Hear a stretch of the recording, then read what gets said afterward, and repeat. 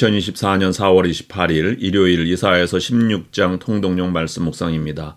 기도하시겠습니다. 하나님 아버지, 하나님을 위해 큰 꿈을 꾸고 살아가는 믿음의 큰 성도가 되게 하옵소서. 믿음이 우리의 삶의 전부가 되게 하시옵고 우리의 기도가 우리의 믿음의 크기가 되게 하옵소서. 오늘 주시는 말씀을 통하여 큰 믿음을 갖게 하옵소서. 예수 그리스도의 이름으로 기도드립니다. 아멘.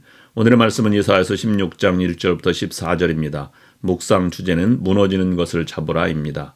이사야서 16장 모압에 대한 두 번째 심판 예언, 모압에 대한 순종 촉구 1절부터 5절, 1절 너희는 이 땅 통치자에게 어린 양들을 들이대 셀라에서부터 광야를 지나 딸 시온산으로 보낼지니라.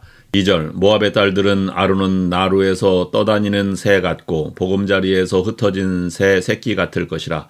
3절 너는 방도를 베풀며 공의로 판결하며 대낮에 밤같이 그늘을 지으며 쫓겨난 자들을 숨기며 도망한 자들을 발각되게 하지 말며. 4절 나의 쫓겨난 자들이 너와 함께 있게 하되 너 모압은 멸절하는 자 앞에서 그들에게 피할 곳이 되라. 대저 토색하는 자가 망하였고 멸절하는 자가 그쳤고 압제하는 자가 이 땅에서 멸절하였으며. 5절 다윗의 장막에 인자함으로 왕위가 굳게 설 것이요 그 위에 앉을 자는 충실함으로 판결하며 정의를 구하며 공의를 신속히 행하리라. 모압의 임할 재난 6절부터 10절 6절 우리가 모압의 교만을 들었나니 심히 교만하도다. 그가 거만하며 교만하며 분노함도 들었거니와 그의 자랑이 헛되도다. 7절 그러므로 모압이 모압을 위하여 통곡하되 다 통곡하며 길 하레셋 건포도 떡을 위하여 그들이 슬퍼하며 심히 근심하리니. 8절 이는 헤스본의 밭과 신마의 포도나무가 말랐음이라. 전에는 그 가지가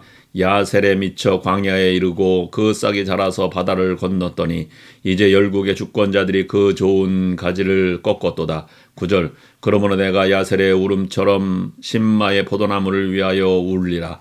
헤스본이여 엘르알레여 내 눈물로 너를 적시리니 너의 여름실과 내 농작물의 즐거운 소리가 그쳤음이라. 10절 즐거움과 기쁨이 기름진 밭에서 떠났고 포도원에는 노래와 즐거운 소리가 없어지겠고 틀에는 포도를 밟는 사람이 없으리니 이는 내가 즐거운 소리를 그치게 하였음이라.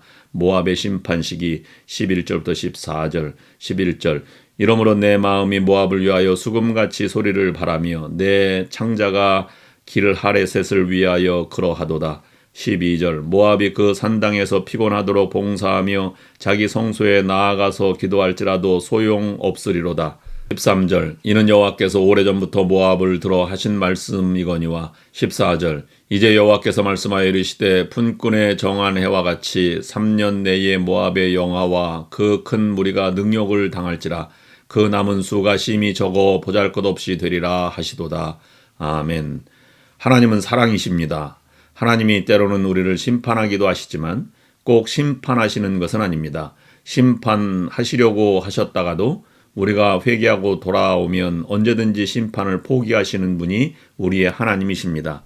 하나님이 우리를 심판하시는 이유가 돌아오게 하기 위함인데 우리가 심판당하지 않고도 돌아올 수 있다면 심판이 필요 없는 것입니다. 하나님은 우리가 그렇게 할 수 있도록 심판 전에 계속 그 심판을 벗어날 방법을 말씀해 주십니다. 오늘 모압처럼 우리의 삶도 무너질 때가 있습니다. 그러나 무너진다고 포기하지 마십시오. 그때에도 하나님께서는 무너지는 것을 잡을 수 있는 방법을 우리에게 주십니다. 그래서 다시 세워주십니다. 오늘 말씀을 통해서 무너지는 것을 잡는 방법이 무엇인가를 생각해 보아야 합니다. 첫째, 믿음의 친구를 사귀어라. 사람은 누구를 만나느냐에 따라서 인생이 바뀌게 됩니다. 바울이 인생의 승리자가 된 것은 실라와 누가와 같은 믿음의 동역자들을 만났기 때문입니다. 바울에게는 많은 적들이 있었지만 반면에 바울을 위해서 헌신적으로 돕는 좋은 동역자들도 많이 있었습니다. 그래서 그의 인생은 행복했던 것입니다. 사울과 다윗을 비교해보면 사울에게는 좋은 동역자가 없었습니다. 그는 외로웠습니다. 사울이 잘못했을 때 말해줄 사람이 없었습니다. 사울이 실패한 이유 중에 하나는 좋은 동역자가 없었다는 것입니다. 반면에 다윗에게는 좋은 동역자가 많았습니다. 다윗을 자신의 생명처럼 사랑했던 요나단이 있었습니다. 또 다윗을 위해서라면 목숨을 내놓을 수 있는 용사들이 많았습니다. 그러니 승리자가 되는 것은 당연한 일입니다. 둘째, 자신을 정확하게 보는 눈을 가져라. 사람은 자신을 잘 모릅니다. 화를 잘 내는 사람도 다 이유가 있습니다. 소가 빨간색을 볼 때 흥분하는 것처럼 사람이 갑자기 침체될 때도 이유가 있습니다. 사람은 자신을 잘 모르기 때문입니다. 사람이 자신을 제대로 알 수만 있다면 우리는 지금보다 더 행복한 삶을 살아갈 수 있을 것입니다. 모압은 심판당한 이유를 자신도 몰랐습니다. 착각을 하고 있었습니다. 북이스라엘이 멸망하는 것을 보고 자기는 아주 대단해서 멸망당하지 않을 것이라고 착각을 했습니다. 자신도 지금 무너지고 있는데 그것을 몰랐다는 것입니다. 여러분, 우리는 착각해서는 안 됩니다. 우리는 대단한 사람이 아닙니다. 우리 안에는 수많은 죄와 죄의 상처들이 있습니다. 주님을 향한 사랑보다는 세상을 향한 욕심이 더 많습니다. 우리 안에는 감추어진 죄들이 있습니다. 우리는 잘 되는 것은 내가 잘해서가 아닙니다. 하나님께서 우리를 불쌍히 여기고 은혜를 주시는 것뿐입니다. 하나님이 우리를 부르시는 것도 우리의 힘이 필요해서가 아닙니다. 우리를 불쌍히 보시고 우리를 도와주기 위해서 우리를 불러주시는 것입니다. 우리 자신에 대해 착각해서는 안 됩니다. 우리에게는 구원받을 만한 자격이 없습니다. 우리는 우리를 정확하게 보고 착각하지 말아야 합니다. 마지막 셋째로 잘못된 헌신을 조심하라. 이단을 조심해야 합니다. 하나님은 이단도 사랑하신다고 생각하는 엉뚱한 사람들이 있는데 하나님은 이단을 사랑하시지 않습니다. 성경에서는 원수를 사랑하라고 하셨지만 이단에 속한 사람은 몇 마디 권면한 후에 그가 듣지 않으면 교회에서 잘라버리라고 하셨습니다. 잘못된 헌신은 건전한 영혼을 파괴하고 공동체를 무너뜨리고 삶을 무너뜨리기 때문입니다.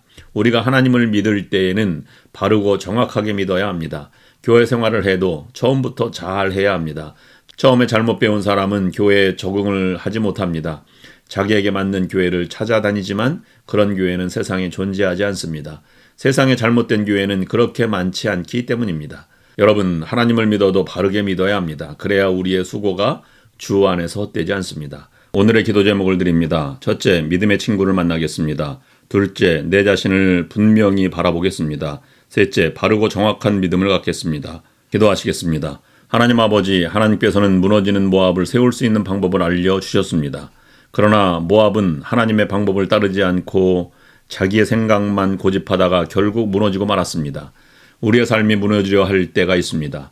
무너지려는 것을 세우는 하나님의 방법인 믿음의 사람을 만나 교제하며 연약한 자신을 보는 정확한 눈으로 보고 하나님을 바르고 정확하게 믿으며 승리하는 성도가 되게 하여 주시옵소서. 예수 그리스도의 이름으로 기도드립니다. 아멘.